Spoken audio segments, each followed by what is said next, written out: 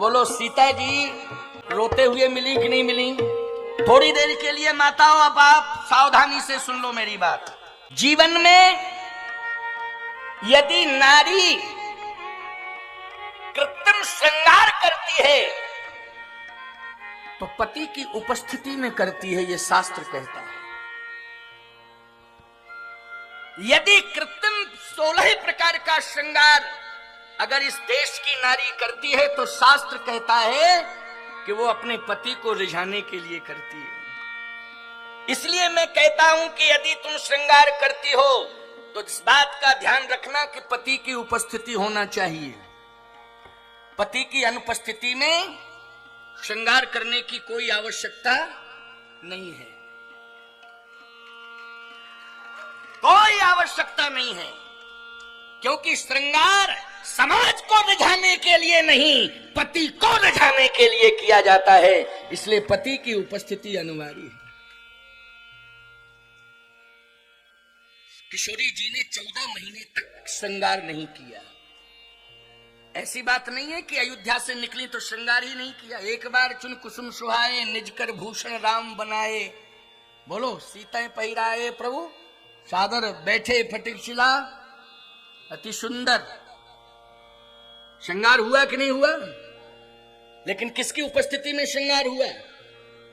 पति की उपस्थिति में श्रृंगार हुआ। लेकिन 14 महीने तक लंका में जब तक रही तब तक एक दिन भी श्रृंगार नहीं। कृष्ण शीस जटायक बैनी, और जपत हृदय रघुपति गुणशेनी। पति यदि बाहर गया है तो भगवान से सदा प्रार्थना करती रहो कि हे प्रभु मेरा सिंदूर चमकता रहे, और जहां भी मेरा पति हो उसके स्वास्थ्य की रक्षा करना और उसके जीवन की रक्षा करना, मेरे सुहाग की रक्षा करना। बोलो यही भगवान से वो प्रार्थना करती रहती है कि नहीं? जब तक पति लौट करके नहीं आ जाता है तब तक। और सत्य कहता हूं, आप भारत की परंपरा बता रहा हूं, अब परंपरा बदल गई हो तो मैं क्या कह दूं भाई, तो विडंबनाएं हैं। पति की अनुपस्थिति में जो नारी का तेज होता है, व्यक्तित्व होता है, वो चंद्रमा की तरह चमकता है पति की उपस्थिति में। और यदि पति दूर हो जाता है तो पति की चिंता में वो धीरे धीरे धीरे धीरे अपने जीवन को अनमनस्कता की ओर ले जाती है, और सदा पति का चिंतन करते करते, चिंता युक्त चिंतन करते करते पति के आने तक का इंतजार करती रहती है। तो उसके चेहरे की कांति में ईमानदारी से बताओ अंतर दिखाई देता है कि नहीं देता है? अंतर दिखाई देता है। लेकिन सावधानी से सुनना, समझने की कोशिश करना। यदि भारतीय नारी को भले ही किसी भी प्रकार की कहीं कोई खानदान में सुविधा ना मिले, किसी भी प्रकार की कहीं कोई भौतिक संसाधनों की सुविधा ना मिले, तो वो असुविधाओं में जी लेती है, लेकिन अपने पति के चरणों में अपना समर्पण करके अपने जीवन में सतीत्व की शक्ति का अर्जन करती रहती है और सदा उत्कर्ष को प्राप्त होती रहती है, सदा उत्कर्ष को प्राप्त होती रहती है। यह है पति पारायणता की शक्ति, इसको कहते हैं। यह भारत की नारी को सौभाग्य मिला है और अन्य किसी देश की नारी को यह सौभाग्य नहीं मिला है। और एक बात मैं कह रहा हूं, आज विश्राम दिवस की पावन बेला में एक समाधान दिए देता हूं। आज सबसे बड़ी विडंबना है, लोग मुझसे प्रश्न करते हैं कि महाराज जी आज वर्तमान में हम अपनी बेटियों को शिक्षा की क्रांति में अगर आगे ले जाना चाहें तो हमें अपने गांव से, अपनी तहसील से, अपने जिले से, अपने मंडल से अलग भेजना पड़ेगा। बोलो भाई, आपकी बेटी पूना में पढ़ रही है, आपकी बेटी बेंगलोर में पढ़ रही है, आपकी बेटी बॉम्बे में पढ़ रही है, आपकी बेटी राजस्थान कोटा में पढ़ रही है, अगर शिक्षा की क्रांति में आपको दूर भेजना पड़ेगा कि नहीं? क्या यह संभव है कि जहां आपकी बेटी पढ़ रही है वहां माता पिता रह सकते हैं घर छोड़ के? आप कहते हो महाराज जी ऐसी कंडीशन में मैं क्या करूं, क्या शिक्षा से वंचित कर दूं अपनी बेटी को? नहीं नहीं, शिक्षा से वंचित नहीं करना है। बेटी को भी शिक्षाविद बनाओ और बेटे को भी शिक्षाविद बनाओ। श्रम और शिक्षा दोनों का समन्वय होना चाहिए। श्रम भी करो और शिक्षा को भी स्वीकार करो। ये नहीं कि केवल हम श्रमजीवी बने बुद्धिजीवी न बने, और ये भी नहीं है कि हम केवल बुद्धिजीवी बने श्रमजीवी न बने। श्रम और बुद्धि का समावेश होना चाहिए। बहुत बढ़िया चिंतन दे रहा हूं। हाँ, बात समझ में आ रही है कि नहीं आ रही है? और समाधान भी कर रहा हूं, बहुत बढ़िया अक्षरशः समाधान दे रहा हूं। अब देखो समाधान कैसे मिलेगा, आपको नोट कर लेना। आपको मेरी बात सदा याद रहेगी कि कोई साधु आया था और अतिरुद्र महायज्ञ में ऐसी बात कह गया था कि आज भी उस बात का आधार मान करके हम अपने परिवार का संचालन कर रहे हैं और मर्यादित संचालन कर रहे हैं। वो कैसे? भगवती सीता अपने देश को छोड़ करके विषम परिस्थिति में गई, किसी की सहमति से नहीं गई, एक परिस्थिति जन्य स्थिति में गई। बोलो गई कि नहीं गई? लेकिन जब दूसरे देश में पहुंची, बोलो कोई शस्त्र साथ में लेके गई थी क्या? नहीं। क्या कोई सुरक्षा उनके साथ थी? नहीं। लेकिन 14 महीने अकेली लंका में रह करके पूर्ण सुरक्षित रही कि नहीं रही? निष्कलंकित जीवन रहा कि नहीं रहा? वो एक अलग बात है कि कोई उदाहरण मिल जाता है, कह देता महाराज वो फलाने अयोध्या के किसी ने कह दिया था, वो ऐसा वैसा वैसा। अरे लालू यादव नरेंद्र मोदी को आए बाएं साएं बके तो क्या दोष? उसकी बात पर हम भरोसा करेंगे क्या? उसकी बात पर हम यकीन करेंगे कि लालू यादव ने अगर नरेंद्र मोदी का विरोध कर दिया तो हम माने कि साहब नरेंद्र मोदी लायक नहीं है, हैं? ये ना समझ लोग अगर किसी भी प्रकार की टिप्पणी उज्जवल व्यक्तित्व के ऊपर करते हैं तो समाज को बहिष्कार कर देना चाहिए। ऐसे लोगों का बहिष्कार करना चाहिए। ऐसे लोगों का जो केवल नकारात्मक सोच ही अपनाए हो अपने जीवन में, कभी सकारात्मक जिसका दृष्टिकोण ही न रहा हो, ऐसे लोगों का समर्थन करना सबसे बड़ा पाप होगा। इसलिए इस तरह के लोगों की बातों पर ध्यान नहीं देना चाहिए।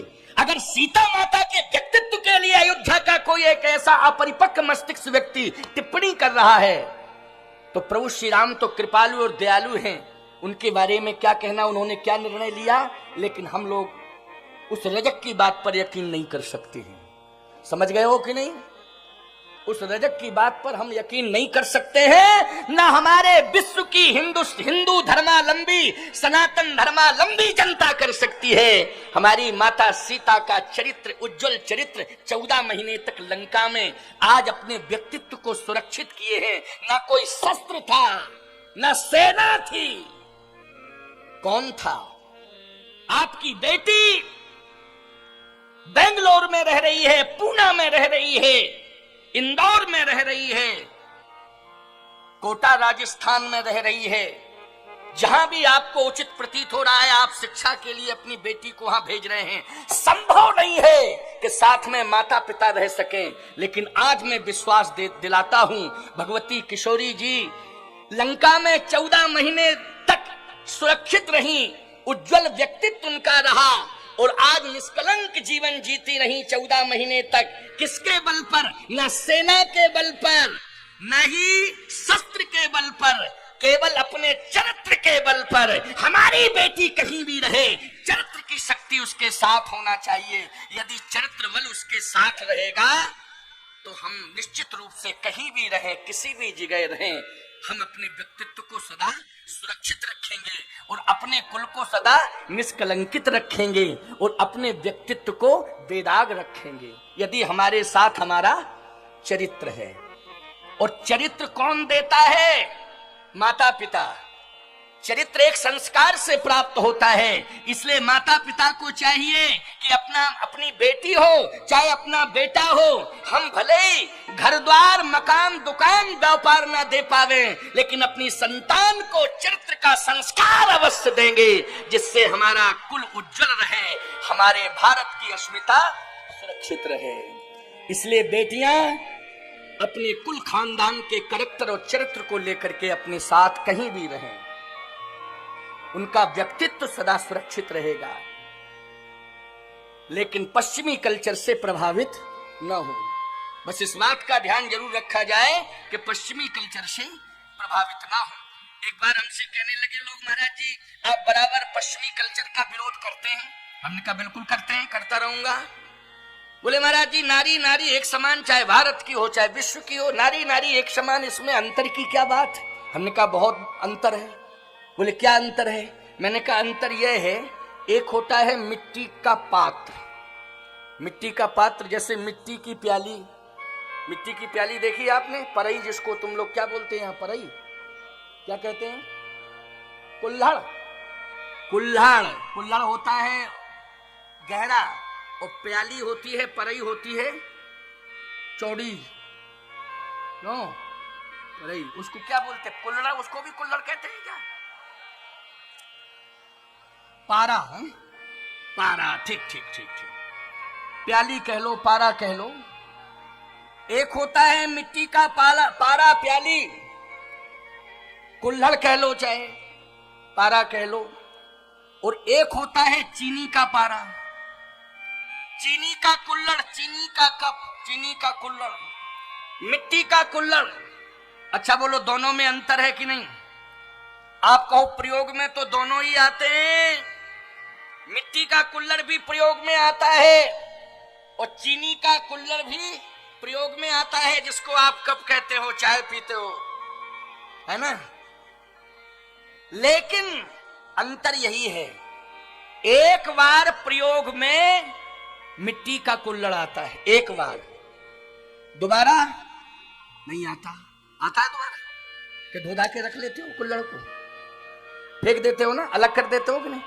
लेकिन जो चीनी का कप होता है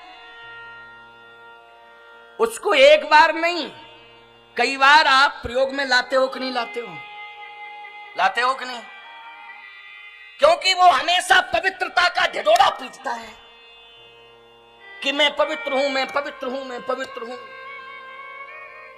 लेकिन मिट्टी का कुल्हड़ कहता है खबरदार, एक बार ही मैं किसी का स्पर्श करूंगा, दोबारा टूटना पसंद करूंगा, लेकिन दूसरे के मुंह से लगना पसंद नहीं करूंगा। खबरदार अगर तुमने साहस किया।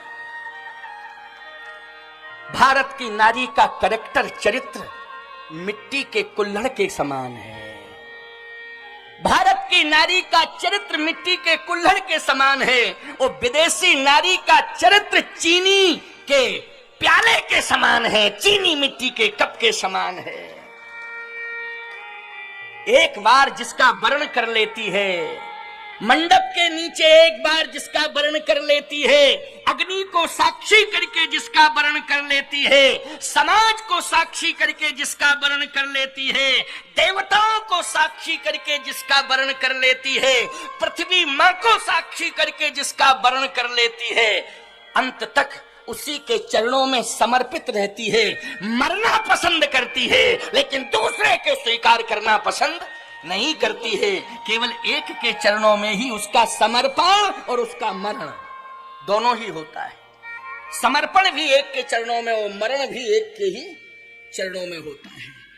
इसलिए माताओं, आज मैं इस मंच से आप सबको आशीर्वाद देता हूं कि आपकी मांग का सिंदूर सदा चमकता रहे और आपका पातिव्रत धर्म यज्ञ भगवान की कृपा से सदा सुरक्षित रहे, और इस राष्ट्र को संबल देने के लिए आपका ये पातिव्रत धर्म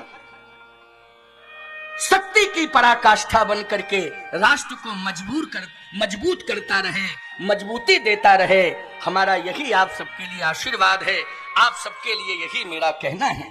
तो जीवन में तीन सजावत देश को सती संत और शूर, और तीन लजावत देश को कपटी कायर क्रूर। तीन लजावत देश को कपटी कायर क्रूर। आपको मालूम होना चाहिए तीन ही सजाते हैं ना देश को, संत, सती और सूर। हमारे संत जी पधार रहे हैं। देखो स्वामी श्री राम प्रियदास जी महाराज, ये इस समय अयोध्या माझा मंदिर के श्री महंत हैं और बड़े ही भजनानंदी संत हैं। हमारे बहुत पुराने 40 साल पुराने परिचित के संत और बड़े ही संत सेवी, बड़े ही विनम्र, बड़े ही दिव्य महापुरुष पधारे। उनका स्वागत है और अपने संत मंडली के साथ वो पधार रहे हैं। आए विराजे, उनका स्वागत। तो आज सभी संत पधार रहे हैं। जय हो, जय हो।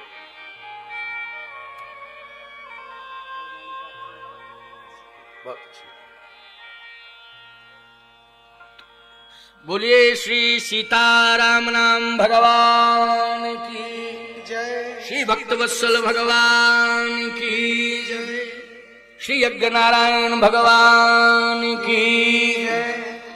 हाँ, तो मन की एकाग्रता, यह है भारतीय नारी के व्यक्तित्व का दिग्दर्शन, जो आज भगवती सीता ने लंका में रहकर 14 महीने की कठिन तपस्या करके आज पूरे विश्व को विश्वस्त कर दिया है। इसलिए ध्यान से सुनना। हनुमान जी ने कहा बस मेरी माँ तो रोती हुई मुझे मिलेगी।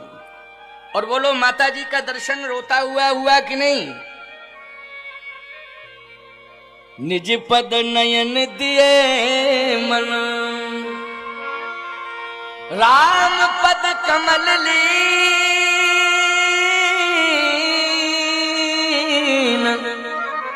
परम दुखी भापवन सुत, देख जानकी दीन।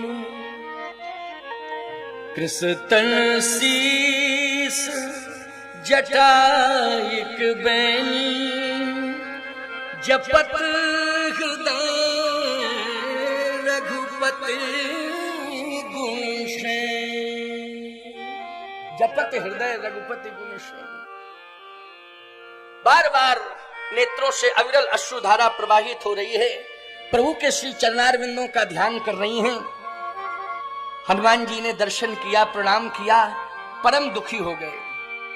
आप कहोगे महाराज लंका कांड, अरे लंका में पहुंच गए कि नहीं? कांड हुआ कि नहीं? पहुंच तो गए। क्यों, कहां पहुंच गए हैं? जल्दी बोलो। 6 बजे के पहले हेलीकॉप्टर उड़ जाता है समझे कि नहीं?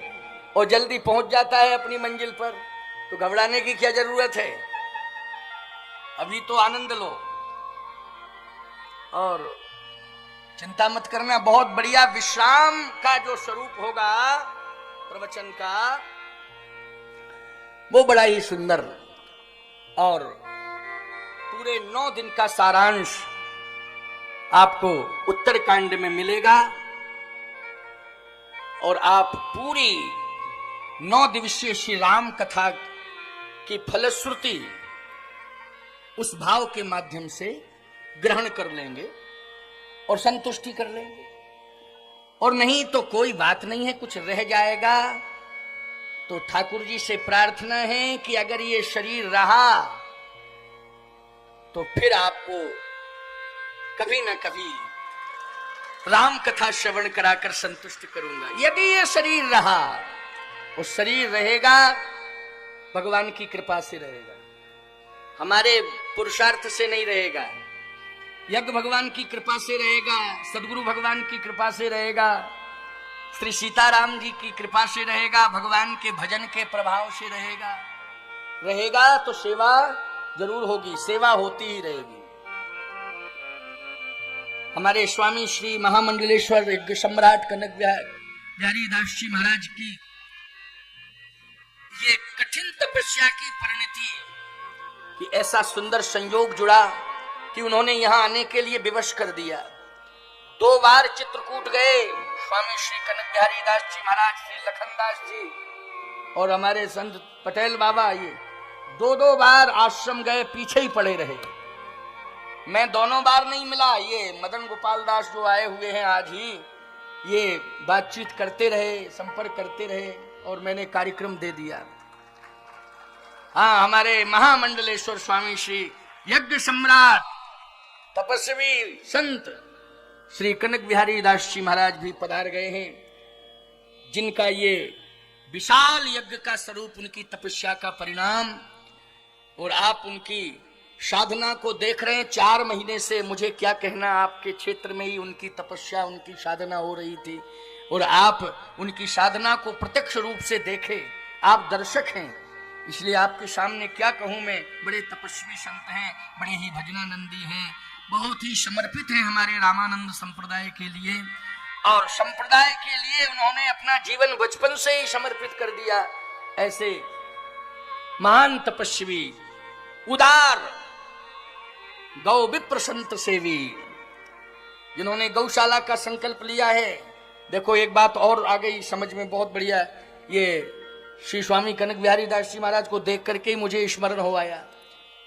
इस भूमि का नाम यद्यपि गमाखर का ये मौजा है, क्यों भाई गमाखर मौजा होगा, क्यों है ना मौजा, गमाखर का मौजा है ये, लेकिन जिस भूमि पर यज्ञशाला बनी हुई है, जिस भूमि पर चातुर्मास किया है स्वामी श्री कनक बिहारी दास जी महाराज ने, उस भूमि का नाम है गोलोक पठार। क्यों, यही नाम है ना, क्या नाम है? अरे अंजर बंजर खंजर रहा होगा किसी समय उसका नाम कि बंजर भूमि है, लेकिन गोलोक पठार। तो मेरा ये हृदय से समर्थन और मेरा ये कहना है कि उस भूमि पर विशाल गौशाला श्री कनक बिहारी दास जी के नेतृत्व में खुलनी चाहिए। एक विशाल गौशाला होनी चाहिए, और आप सबको समर्थन करना पड़ेगा और सहयोग भी करना पड़ेगा, और साथ ही साथ पर्यावरण की शुद्धि के लिए, क्योंकि आज वृक्षों के साथ मनमानीपन हो रहा है, बड़ी निर्ममता के साथ वृक्ष काटे जा रहे हैं। 2 की ही हत्या हो रही है, वृक्षों की और गऊ की। क्यों भाई? और आज मैं सत्य कहता हूं, धरती रो रही है तो गऊ हत्या के कारण, और आज प्रदूषण फैल रहा है तो वृक्षों के अभाव में। बोलो, वृक्षों के अभाव में पर्यावरण लुप्त होता जा रहा है, प्रदूषण बढ़ता ही जा रहा है।